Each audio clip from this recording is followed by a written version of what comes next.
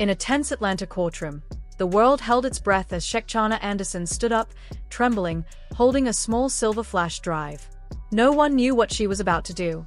Not the judge, not the cameras, and certainly not T.I. With a quiet, shaking voice, she said, "They wanted the truth. Here it is." Seconds later, a video began to play, and chaos exploded. Tiny screamed, reporters surged forward, and T.I.'s face turned pale as the shocking footage filled the courtroom. What was supposed to be a hearing had turned into a public disaster that rocked the entire entertainment world. The truth that Shekinah revealed was dangerous, powerful, and irreversible. The judge tried to restore order, banging the gavel as the room spiraled into panic. But nothing could stop the storm that had already begun. The flicker of the video danced across Shekinah's face, half fear, half grim satisfaction. Tiny was sobbing uncontrollably, her voice breaking as she cried out for someone to stop the tape. Reporters' cameras clicked wildly, capturing her pain for the world to see. T.I. sat frozen, his lawyers whispering urgently in his ear, but he didn't move. Each second of the footage stripped away his composure, leaving behind only anger and humiliation. Outside, news broke instantly. Social media exploded with hashtags and debates. The leaked footage spread like wildfire, and the world divided into two sides, those who saw Shekinah as brave and those who saw her as vindictive. Inside, the silence after the video ended was heavier than any verdict. The defense called it fake. Tiny's team demanded a recess, saying it caused emotional trauma. The judge's patience cracked. "Ms. Anderson," he thundered, "what do you think you're doing?" She looked up and whispered, telling the truth. Her defiance filled the room. "If no one listens outside, where else can the truth go?" she said, her words cutting through the noise. Tiny turned toward her, tears streaming down her face. "You were my sister," she cried. "How could you do this?" For a moment, Shekinah's mask slipped, showing pain beneath her resolve. The judge finally called for recess, but the damage was already done. Outside, the scandal dominated headlines. Fans argued, influencers speculated, and every outlet replayed the footage over and over. Inside, the three of them, T.I., Tiny, and Shekinah, sat in silence, each broken in a different way. Shekinah walked out of the courtroom, heels echoing on the marble floor. Her lawyer followed, warning about the consequences, but she ignored him. Maybe she had gone too far, maybe not far enough. Tiny stayed behind, staring blankly at the black screen where her world had just collapsed. Everything she built, her family, her image, her friendships, was crumbling. T.I. finally stood up, his expression unreadable, eyes burning with quiet fury. Without a word, he left the courtroom, cameras chasing him into the chaos outside. Reporters surrounded them, shouting questions, waving microphones, but none of them spoke.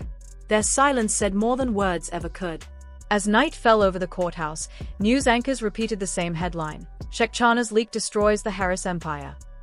In her car, Shekinah sat alone, staring at her reflection in the window. Her phone buzzed non-stop, some calling her brave, others calling her a traitor. She turned it face down and whispered, "Let it burn."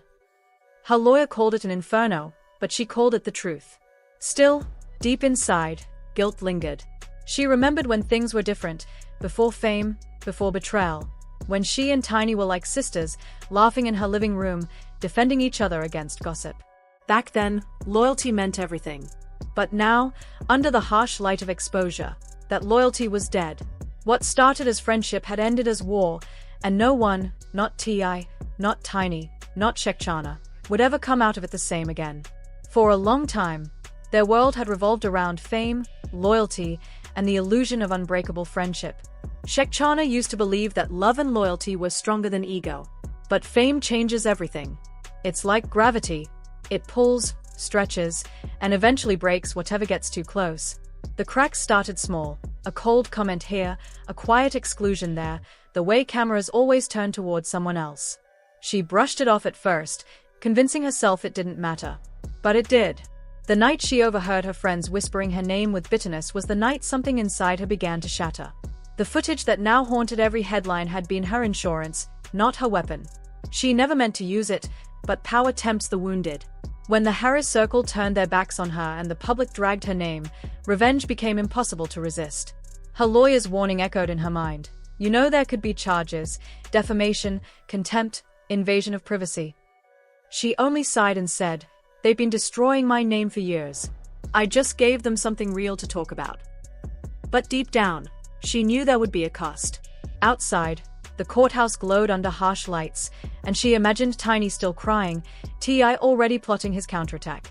She'd seen this cycle before: rage, denial, spin. The world would move on, but none of them would ever be the same again. On the courthouse steps, Tiny faced flashing cameras and cruel headlines. Her voice was gone, her makeup streaked, her dignity hanging by a thread. Every outlet called her the broken wife and betrayed friend.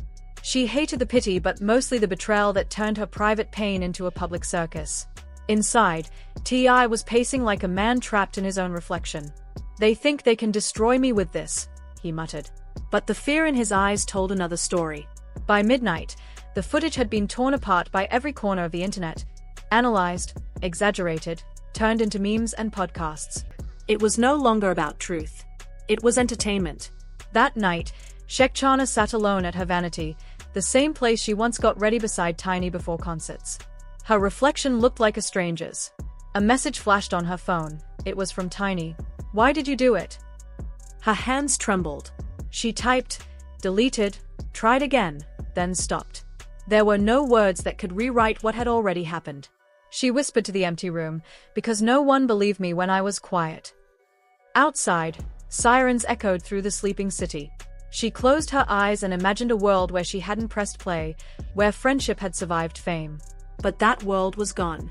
By sunrise, every TV in Atlanta showed her frozen face in court, the headline screaming, "Leaked footage shocks Harris family, betrayal or justice." Talk shows dissected motives, influencers filmed reactions, and radio callers shouted opinions.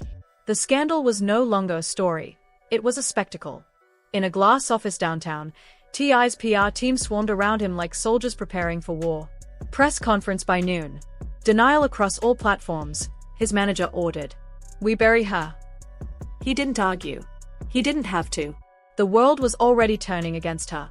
By afternoon, headlines flipped. Unverified footage sparks outrage, Shekinah under fire.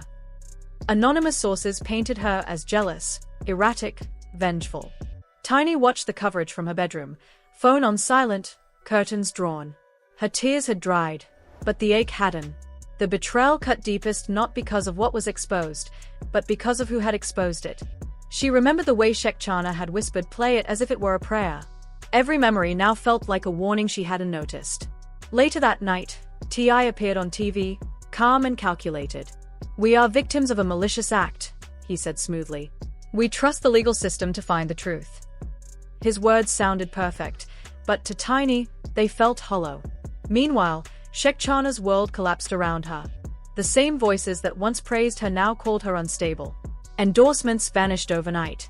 Friends stopped calling. The city that once adored her now whispered her name like a curse. One evening, a news show aired blurred footage of her apartment building, teasing exclusive updates. She turned off the TV, sinking into the dark. Every sound outside felt like judgment coming closer. Days blurred into nights.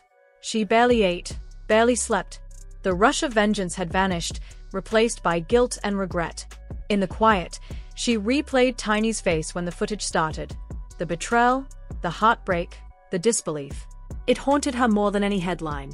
Fame had made them powerful, but it also destroyed everything real between them. As dawn broke again, Shekinah finally understood the cruelest truth of all. By exposing everyone else's secrets, she had erased her own soul in the process. The air felt colder now, like regret itself had taken residence in her chest. Then one morning, a letter arrived. No name, no return address, just delicate handwriting and one chilling line. "You wanted the truth seen. Now everyone sees you." She read it again and again until the words lost all sense. She couldn't tell if it came from Tiny, a fan, or some stranger lurking in the chaos. It didn't really matter. The message was clear. The world she had exposed was now staring right back at her. Across the city, T.I sat alone in his studio, surrounded by unfinished lyrics, empty bottles, and a silence that felt heavier than guilt. The press conference had tamed the headlines, but it hadn't calmed his mind. Every flash of the leaked footage returned to him like shards of glass. The man who once prided himself on control and power now couldn't escape the eyes that seemed to question everything he said. Tiny entered quietly, her voice low when she finally asked, "Do you ever think maybe she wasn't lying?" He looked away, unable to speak.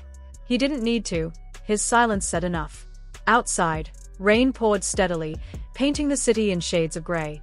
Somewhere, a reporter's voice filled the background. The Shekinah scandal continues as investigators review the footage for authenticity. But the story had already grown beyond facts or betrayal. It had become a reflection of how belief itself can destroy. Tiny watched the raindrops slide down the window, each one blurring the world outside. She wondered if this was how truth always ended, not with victory, not with healing, but with quiet, lonely ruin. As the noise of the world went on, she whispered to herself, "If I hadn't pressed play, would anyone have listened?" In time, the headlines would fade, the footage would disappear, but the question it raised would never die. How far would you go to be heard when silence no longer saves you? Maybe Shekinah wasn't the villain everyone painted her to be. Maybe Tiny wasn't entirely the victim. Maybe T.I wasn't innocent, but neither was he the monster the world decided he was. Perhaps they were all guilty, each in their own way. Because in this world of filters, followers, and fragile loyalty, truth doesn't destroy people. It only reveals what was already broken inside them. So now the question is yours. Was Shekinah's act a desperate cry for justice or a calculated move for attention? Did Tiny deserve heartbreak or honesty? Was T.I the casualty or the cause? Share your thoughts in the comments below. If this story left you speechless, hit like, share it, and subscribe, because in this world of fame and betrayal, the truth is never the end. It's only the beginning.